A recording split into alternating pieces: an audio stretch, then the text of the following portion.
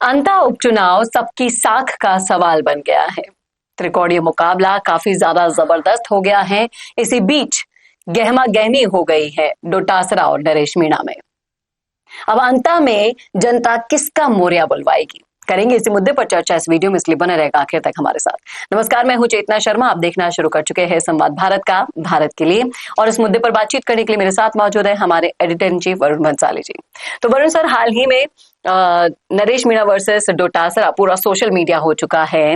डोटासरा जी कहते हुए सुनाई दे रहे हैं कि वही नरेश मीणा मेरे पैर पकड़कर टिकट मांगता था, आज मुझे ही आंख दिखा रहा है, भाया को धमकी दे रहा है। आपको ये वीडियो सोशल मीडिया पर मिल गया होगा, आसानी से सुन भी लिया होगा आपने, और इन दोनों के बीच की दुश्मनी कोई नई नहीं है। क्या लगता है आपको? एक तरफ नरेश मीणा के वीडियोस आ रहे हैं, उन्हें हाथी पर बिठाया जा रहा है, ऊंट घोड़ों पर बिठाया जा रहा है, स्वागत किया जा रहा है, और सोशल मीडिया पर नरेश मीणा जीत चुके हैं अंता से। लेकिन ग्राउंड की जब हम बात करें, क्या लगता है आपको, किसका मोर्या बोलेगा? देखिए, सबसे पहली बात तो गोविंद सिंह डोटासरा की करते हैं। गोविंद सिंह डोटासरा वो शख्स हैं जो अपने सीकर से भी, अपने जिले से भी कांग्रेस को कांग्रेसी नहीं दे पाए, और इंडिया गठबंधन का एक पार्टनर जो है, जो लेफ्ट फ्रंट का था, उन्हें खड़ा किया। तो कहीं ना कहीं डोटासरा साहब के सारे दावे वादे बोलचाल तो वहीं पर ध्वस्त हो जाती है इलेक्शन के बारे में। दूसरी चीज जो वो कह रहे हैं कि ये मेरे पहले पैर पकड़ रहा था, फिर ये कर रहा था, वो कर रहा था, तो इससे नरेश मीणा ने इनकार ही नहीं किया। उन्होंने कहा मैं पहले कांग्रेस का टिकट चाहता था, कांग्रेस ने नहीं दिया, इसलिए मैं निर्दलीय आया। तो निर्दलीय आने पे तो मजबूर आपने किया जी। दूसरी बात, कांग्रेस के सर्वे में नरेश मीणा ऊपर था कि नहीं था, ये कांग्रेस को भी पता है असली सच्चाई। वो उनके सर्वे में भी आ रहे थे जी। फिर भी आपने प्रमोद जैन भाया को टिकट दिया, क्यों दिया? इसके अलावा प्रमोद जैन भाया पे जब करप्शन के केसेस थे और भी सारी चीजें थी, तो आपने उनको टिकट क्यों दिया? ये सबसे बड़ा सवाल है। वो भी तब जब राहुल गांधी साफ कह रहे थे कि हम किसी खराब छवि वाले को टिकट नहीं देंगे, हम नौजवान को टिकट देंगे, कांग्रेस बदलना चाहती है। कहाँ बदल रही है कांग्रेस?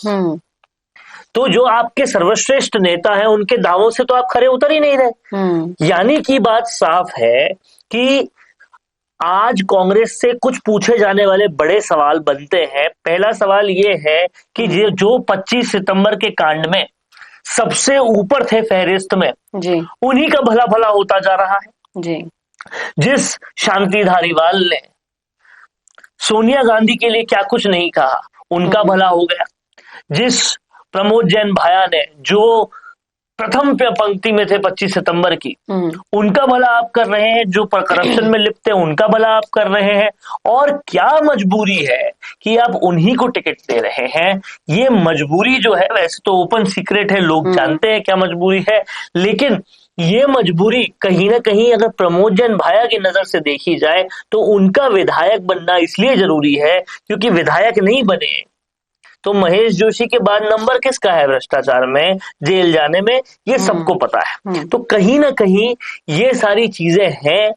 और तीसरा नंबर फिर किसका है? कलाम एकेडमी किसकी थी, आरएस किसके रिश्तेदार बने, ये सबको पता है। इसलिए यहाँ किसी भी तरह से सिस्टम में बने रहने की जद्दोजहद है ताकि जेल से दूर रहे, चाहे वो डोटासरा की हो, चाहे वो शांति धारीवाल की हो, और फिर चाहे वो माफ कीजिएगा, फिर चाहे वो प्रमोद जैन भाया की हो। अब आप इस बात को समझिए कि हाल में शांति धारीवाल पर भी एक केस जो है वो बड़ा हो रहा है, और शांति धारीवाल भी उसके चंगुल में एकल पट्टे का केस है, उसमें फंसते जा रहे हैं जी। तो अब कहीं ना कहीं ये सारे वो लोग जो कांग्रेस में भ्रष्टाचार में लिप्त थे, एक डर में है कि कब हम भी फंस जाए। उस डर से निकलने के लिए ये 2.5 साल का गेम भी प्रमोद जैन भाया खेलना चाहते हैं ताकि वो विधायकी की कुर्सी पे बने रहें, और नहीं बने रहेंगे तो फिर बहुत कुछ हो जाएगा। आपके इन सारी बातों को सुनकर कुछ लाइनें हैं जो आज डोटासरा जी के ऊपर मैंने कहीं सुनी थी, मैं दर्शकों के साथ शेयर करना चाहूंगी, जो बिल्कुल सटीक बैठती है जो विश्लेषण अभी आपने करके बताया। और वो लाइनें कुछ इस तरीके से हैं कि लाला जी को सत्ता जब सौंप दोगे, अपनों में ही बांटने की आदत इनकी बिल्कुल ना जाएगी। शिक्षा से जब वास्ता ना रहा हो दूर दूर तक, शिक्षा से जब वास्ता ना रहा हो दूर दूर तक, नाथे के बाड़े की परंपरा कभी नहीं जाएगी। ध्यान से सुनिएगा, डोटासरा जी के फैंस को बुरी लग सकती हैं, लेकिन ये लाइनें सोशल मीडिया पर आज बहुत ज्यादा वायरल थी। मैंने सोचा मेरे दर्शकों के साथ क्यों ना शेयर करूं। आगे है कि मेहनती विद्यार्थियों का हक छीन छीन कर इन लोगों ने खूब मलाई बटोरी है। सत्ता का क्या है नेताजी, आज आपके पास है, कल किसी और के पास होगी, क्योंकि अगले चुनाव में कहानी नहीं होगी। और ये कहानी होगी नरेश मीणा की, ये कहानी होगी उन क्रांतिकारी नेताओं की जो इन सारी चीजों पर जो पर्दा डला हुआ है, एक ऐसा पर्दा जिसमें से सब दिखता है, लेकिन देखने के बावजूद भी उस पर्दे को उतार नहीं पाती है जनता। का इनको विवश हो जाती, ये नहीं समझ आता। लेकिन फिर से मेरा वही सवाल जो अभी आपने बताया डोटासरा जी के बारे में, और एक वीडियो आप देख पा रहे होंगे स्क्रीन पर। अंता में जब उपचुनाव हो रहे हैं तो डोटासरा खुद रंधावा जी के साथ गली गली में जा रहे हैं। पहली बार उन्होंने अंता की इतनी सकड़ी गलियां देखी होंगी, प्रचार करने के लिए वो जा रहे हैं, लेकिन उनके साथ भीड़ नहीं नजर आ रही है। कहीं ना कहीं एक रिपोर्ट मैंने पढ़ी थी, उसके अंदर जो अंता से प्रत्याशी हैं कांग्रेस के भाया, तो भाया के खिलाफ बहुत सारी चीजें ऐसी हैं जो ग्राउंड पर अभी नाराजगी जाहिर कर रही है। कहीं ना कहीं क्या लगता है कि ये नाराजगी उल्टी पड़ेगी कांग्रेस पर, जिसका फायदा नरेश मीणा ले जाएंगे? देखिए, समझने वाली बात है, ये तो सबको खुली आंखों से दिख रहा है कि जिस कांग्रेस के पास इतने संसाधन हैं, उन संसाधनों के बाद इतने कार्यकर्ता हैं, उन कार्यकर्ताओं के बाद इतने पुराने उनके नेताजी हैं जो कई 4-5 बार वहां से उसी जगह से चुनाव लड़ चुके हैं, उसके बावजूद उनके साथ भीड़ नहीं है। और बिना संसाधन वाले नरेश मीणा के साथ इतनी भीड़ आ रही है, तो ये अंतर तो कांग्रेस को समझना चाहिए। नाराजगी इस बात से भी है कि क्या अंता में कोई ऐसा प्रत्याशी नहीं है जो वहां का लोकल हो, जिसे वहां की समस्याएं पता हो, जिसे वहां के लोगों का दुख दर्द समझ में आए? क्लेम तो प्रमोद जैन भाया भी अंता के लोकल होने का करते हैं, लेकिन लोगों का कहना है कि चाहे आप लोकल हो या ना हो, आपसे मिलना ही इतना दुर्बर है कि काम कराना तो बहुत दूर की बात है, आप मिल जाओ वही बहुत बड़ी बात है। तो ये तो अंता का हाल है।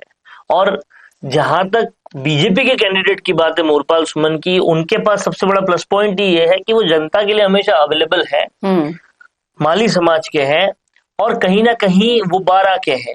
तो ये तीनों चीजें उनके साथ प्लस पॉइंट है। लेकिन प्रमोद जैन भाया के साथ सबसे बड़ा माइनस पॉइंट यही है कि वो जनता से मिलते नहीं है। फिर उन्होंने करप्शन के जो बड़े से बड़े कीर्तिमान हासिल किए हैं, वो एक बहुत बड़ी उनके खिलाफ चीज है जो कहीं ना कहीं बढ़ती जा रही है। तो ये सारी वो बातें हैं जो प्रमोद जैन भाया के बहुत ज्यादा अगेंस्ट जा रही है, कांग्रेस की बहुत ज्यादा अगेंस्ट जा रही है। लेकिन फिर भी गोविंद सिंह डोटासरा के ऐसे दावे और ऐसी बातें बताती है कि कभी कभी कुल्हाड़ी पे पैर नहीं, पैर पे ही कुल्हाड़ी मार दिया जाता है, और वही काम शायद गोविंद सिंह डोटासरा कर रहे हैं। और इसी के साथ साथ अंता की जनता किसका मोरिया बुलाती है, ये तो 11 नवंबर के बाद ही पता चल पाएगा। अगर आपने देखा है पूरा वीडियो, सुना है पूरा वीडियो, डोटासरा और नरेश मीणा के बारे में आप अच्छे से जानते हैं, तो बताइएगा जरूर आपको कौन सही कौन गलत लगता है। और अगर आप अंता से हैं, देख रहे हैं वीडियो, तो लिखिएगा जरूर, आपकी राय जरूर मायने रखती है, इस उपचुनाव को दिशा भी दे सकती है, समझा सकती है कि आप क्या चाहते हैं। कैसा लगा वीडियो बताना ना भूलेगा, और ऐसे वीडियोस के लिए देखते रहिए संवाद भारत के लिए। नमस्कार। भारत का सबसे तेजी से बढ़ता हुआ डिजिटल न्यूज चैनल, जिसका परिवार 4,17,000 लोगों से भी ज्यादा बढ़ रहा है, वो संवाद न्यूज चाहता है हर जिले और हर राज्य में मीडिया पार्टनर्स। तो अगर आप बनना चाहते हैं संवाद न्यूज के पार्टनर्स, तो कांटेक्ट करें नीचे दिए गए नंबर्स पर। इसके अलावा अगर आप वीडियो एडिटर बनना चाहते हैं या फिर न्यूज इंडस्ट्री में बतौर इंटर्न सब सीखना चाहते हैं, तो संवाद न्यूज के जयपुर हेड ऑफिस में काम करने के लिए संपर्क करें स्क्रीन पर दिए गए नंबर पर।